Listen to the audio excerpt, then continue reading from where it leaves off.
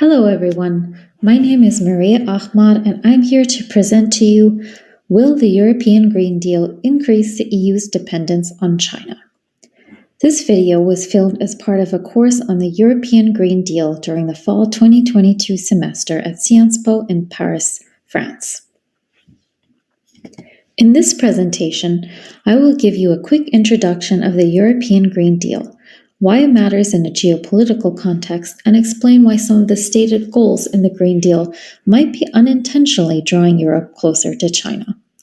We'll dive deeper into the elements of the policy that impact renewables in Europe, examine China's role in the green supply chain, its possible weaponization of trade, and finally go over some conclusions. So what is the European Green Deal and what does it mean for Europe and the rest of the world? When we dig a little deeper into it, will all the consequences be positive? The European Green Deal is a landmark climate policy agreement that was signed by EU member states back in 2019. Through this new policy framework, which was developed by the European Commission, the EU is committing $1 trillion to making Europe climate neutral by 2050. This will be done through a series of important measures and goals to tackle climate change, including boosting the EU's emissions targets, mobilizing industry, increasing biodiversity, reducing pollution, raising the share of renewables in Europe's energy mix, and committing to a just and inclusive clean energy transition. This transition to cleaner energy has taken on even greater urgency in the wake of Russia's invasion of Ukraine, which exposed the bloc's dependency on Russia for fossil fuels such as natural gas. According to Eurostat's renewable energy statistics from January 2022, the EU actually overachieved its renewables target in 2020, with a 22% share of gross final energy consumption from renewable sources. The proposed targets were revised even higher last May when the Commission published the REPower EU plan to accelerate the bloc's energy independence from Russia by raising the target to 45% in 2030. As you can see, the EU is indeed shifting its energy mix further and further towards renewables, which is indisputably better for the planet. The importance of the Green Deal and its achievements shouldn't be understated. Europe, along with the rest of the planet, is staring down the grim realities that will be brought about by extreme climate change.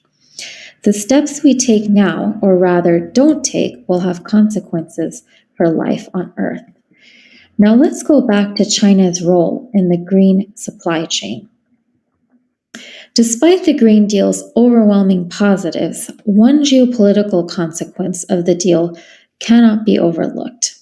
As Europe transitions to a cleaner energy economy powered by renewables, a relief for citizens enduring a winter of high energy prices caused by dependence on Russian fossil fuels, it may actually be inadvertently exposing itself to a greater national security concern in the form of a less diverse green supply chain. Renewable technologies such as solar PVs, wind turbines, and electric vehicles rely on the extraction and processing of critical minerals, which means that demand from Europe for these minerals will only grow larger as the continent embarks on its ambitious clean energy strategy. However, the overwhelming majority of critical minerals needed for renewable technologies are currently produced in China. According to different scenarios of the International Energy Agency, total mineral demand for clean energy technologies is expected to double by 2040 in the stated policy scenario, rise by 4 times in the Sustainable Development scenario, and rise by 6 times under a net zero scenario. Copper and rare earth supply, for example, used for wind turbines and solar PVs are mainly produced or processed in China. China is the biggest processor of copper with around 40% market share. China is also the dominant actor in the whole rare earth value chain. Its mining share accounts for 60% of rare earth elements, while its processing share amounts to a staggering 90%. And the dependency is not just limited to critical minerals, but the renewable technologies produced and exported to the EU. China is a leading manufacturer of solar PVs worldwide, with about 75% of the share of global production, compared to a paltry 2.8% in Europe, according to the International Energy Agency. More than 70% of the lithium-ion batteries that entered the market last year were produced in China. And now let's take a look at how this sets the stage for potential weaponization of trade. This dependency on China for the renewable energy transition sets the European Union up for immense security risks in the form of weaponization of trade. In fact, there have already been several cases in which China abused its market power and artificially disrupted the supply of critical minerals. In 2010, China cut its rare earth export quotas by 40%, significantly raising prices for importing countries. And in 2012, the EU, the US, and Japan ended up launching a formal complaint to the WTO against China's rare earth export restrictions, claiming that they went against international trade rules. Although China argued that these restrictions were aimed at environmental protection and conservation of their resources, in the end, they lost their appeal at the WTO.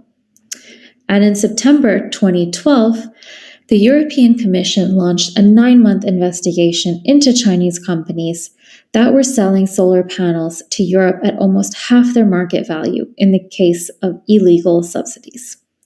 The following year, the Commission proposed a phased anti-dumping tariff on solar PV panels imported from China with duties of up to 65%.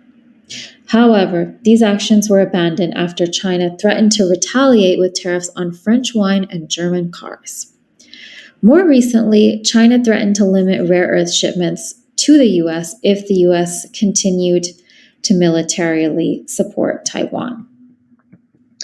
And now to sum up, as the natural gas crisis with Russia has so painfully shown us, energy dependency on one country, particularly one with an authoritarian regime, can expose the bloc to immense security risks.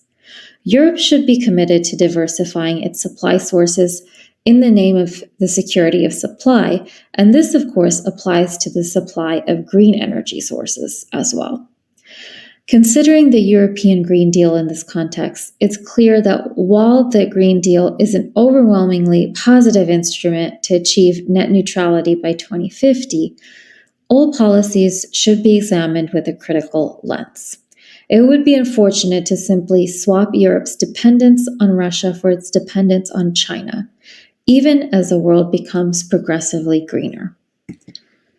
Thank you so much, everyone, for listening. For more references, please see the list below.